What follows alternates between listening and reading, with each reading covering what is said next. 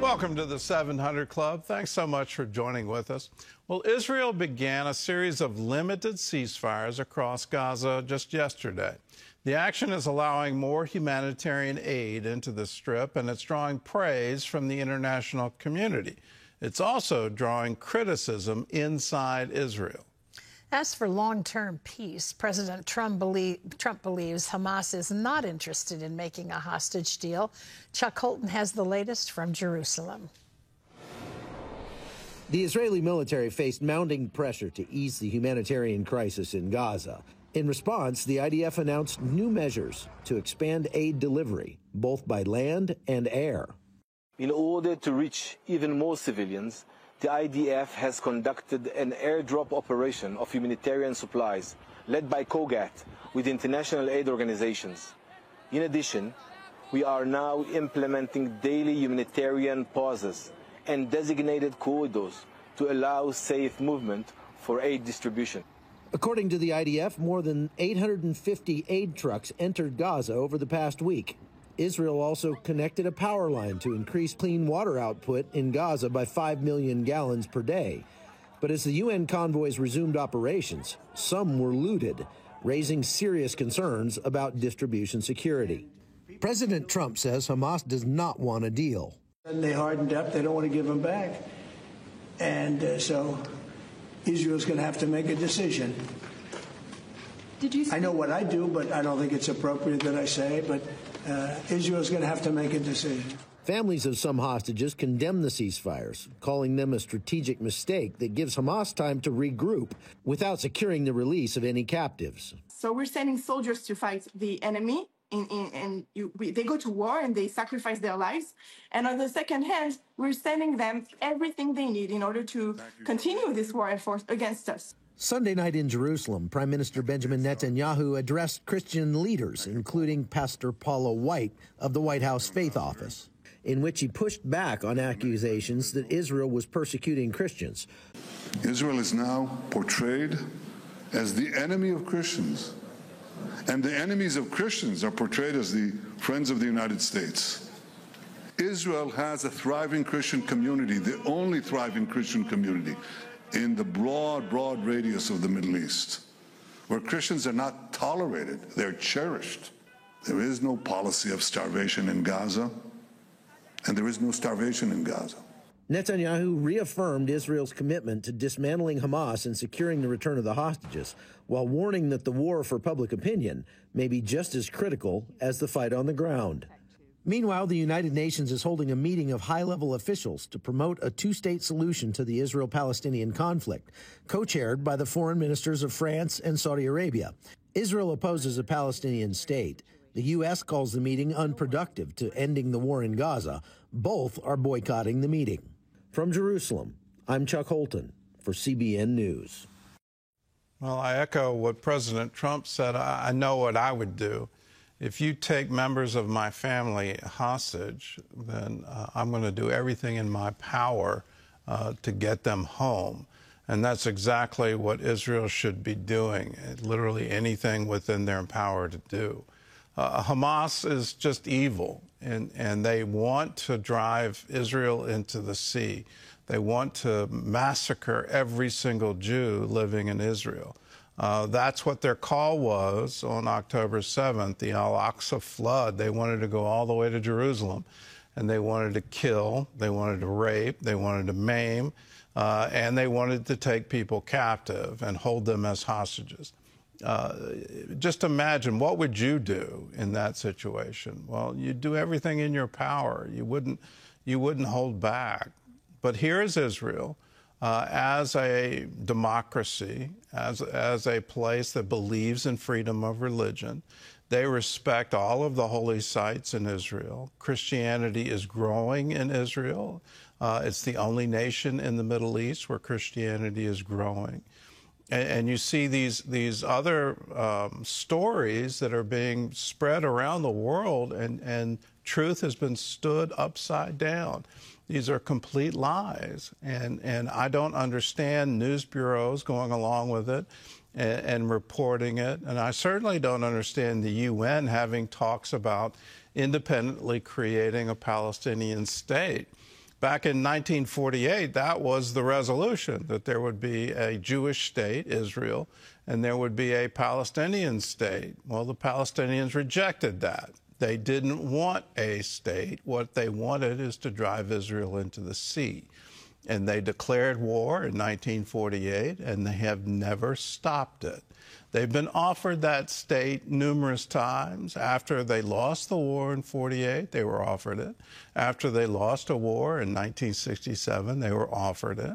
They were offered it by President Clinton. He sat down with Arafat and literally gave him everything he asked for. And Arafat still couldn't sign a peace deal and would not create a Palestinian state and recognize Israel.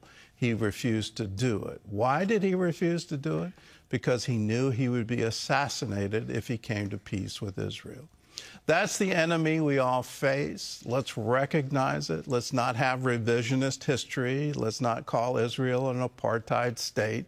All of that is false. And this false news narrative, the propaganda machine is going in full bore. I don't understand why educated people would fall into it, but they have.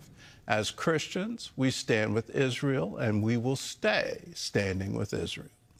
In other news, the U.S. and European Union have reached a tentative trade deal. John Jessup has that story and more from our CBN News Bureau in Washington. John? That is right, Gordon. After months of tense negotiations, the two sides have a preliminary agreement. They've decided on a 15% tariff on most products from the EU, with no tariffs on U.S. goods.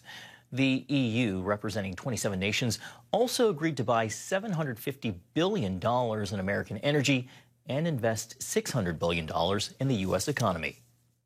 This is probably the biggest deal ever reached in any capacity, trade or beyond trade. It will bring stability. It will bring predictability. That's very important for our businesses on both sides of the Atlantic. Now, analysts warn consumers can expect price hikes in things like German cars, French perfume, and pharmaceuticals. The deal comes just 4 days before a U.S.-imposed deadline expired. More countries are facing that same deadline. Well, here at home, the summer heat is turning dangerous. More than 170 million Americans across the country will experience what feels like triple-digit temperatures. The heat index could put parts of Georgia, Florida, and the Carolinas at 110 degrees or higher. Those temperatures are expected to lift later this week. Until then, health officials encourage people to stay inside as much as possible and to drink plenty of water. While we stay on the topic of health, Health and Human Services Secretary Robert F. Kennedy Jr. wants all Americans wearing wearable health devices. It's part of his effort to make America healthy again. And as CBN medical reporter Lori Johnson reports, there could be potential drawbacks. Wearables are electronic devices that use sensors to collect real-time health data that can be transmitted to specific platforms so that you can analyze the information or share with your doctor. Studies show these wearables can help diagnose conditions while helping motivate people to adopt healthier lifestyles. That's why HHS Secretary Robert F. Kennedy Jr. is promoting their use. My vision is that every American is wearing a wearable within 4 years. They're already seen on wrists in the form of fitness trackers and smartwatches. People use them to measure movement, heart rate, help detect sleep apnea, and glucose monitors that measure blood sugar. I've personally had friends who've utterly changed their lives just from wearing a glucose meter. And they've lost weight, they've lost their diabetes, diagnoses, and you see this happen again and again. Doctors often recommend wearables such as ECGs that monitor cardiac activity. There have been people whose lives have been saved because their wearable devices were able to detect over the course of 24 hours an abnormal heart rhythm. That then brought them to their healthcare provider, who took a deeper look and found out that, yes, there is an anomaly, a problem going on right now with the heart. Tech companies continue to expand options, such as this one designed to prevent sudden infant death syndrome, or this necklace to help improve posture. We're about to launch one of the biggest advertising campaigns in HHS history to encourage Americans to use wearables. It's a way of people can take control over their own health. Yet, alongside the praise, privacy concerns exist. The citizens that are wearing these health devices don't necessarily know what information is being shared and whom it's being shared with. For example, health companies could potentially sell data of certain patients, leading insurance companies to potentially raise their rates. That's why customers should be careful. I think transparency from the company that is managing that data is a critical point for the patient to feel comfortable and understand what is actually happening with it. Another issue involves accessibility. Kennedy says his agency is working on ways to make glucose monitors more available. It's $80 a month, and we're exploring ways of making sure that that those costs can be paid for. So while studies show wearables can improve health metrics and even save lives, issues such as data sharing and affordability persist. Lori Johnson, CBN News. Thank you, Lori. Gordon, do you wear any wearables? I don't wear any wearables, and that's because I'm concerned about the privacy of it. Who's going to have that data? Where's that data going to go?